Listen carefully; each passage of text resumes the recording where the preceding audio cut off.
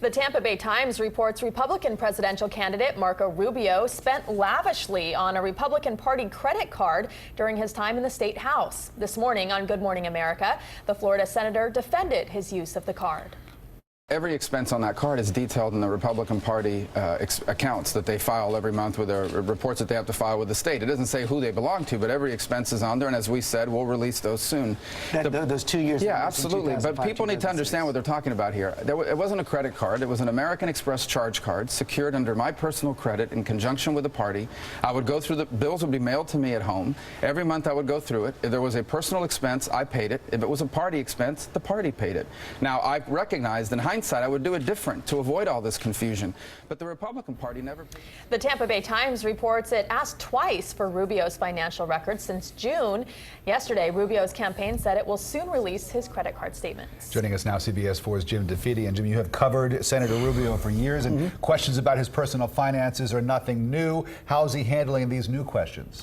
Well, I'm a little surprised. I mean, this very issue of these unreleased reports that he's had in possession of, I'm surprised he didn't just get rid of them and put them out early on in his campaign. The fact that we're still talking about them shows to some extent the campaign mishandled, and it raises the question, what is in these credit card reports that they haven't released up to now? It reminds me, even the way that he's answering the questions, reminds me a little bit of how Hillary Clinton has dealt with her email scandal, saying, well, if I could go back, I would do it differently, but still the question remains, what's in the email, so what's on the credit card statements? You know, exactly. And, you know, what we know from previous reports, you know, he put everything from a $10,000 family vacation on there. You know, he put, you know, new flooring for a home, pavers for his driveway, even something as simple as a $10 movie ticket. Yeah. He was basically commingling money that he was using for his personal account with the GOP and then hoping that everything would get divided.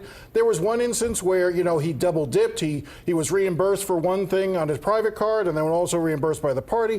So it's been a very messy thing, and it plays into the narrative that, you know, what has Marco Rubio really ever handled financially? Is he prepared to deal with an $18 trillion federal government, the budget, the size of it, you know, and these questions sort of nag at him. He's trying to pivot and say, look, I'm like you. I've had debt. You know, I pay a mortgage. I'm not wealthy like everyone. I didn't inherit millions of dollars. I didn't inherit millions of dollars. So maybe it's a good time to have a president who understands the trouble of the middle class.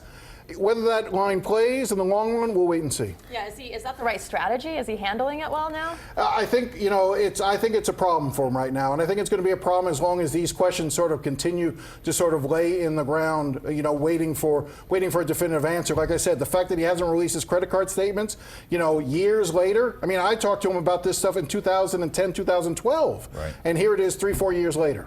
All right, Jim DeFede. Jim, thank you very much. And stay with CBS 4 News and CBSMiami.com for continuing coverage of Campaign 2016.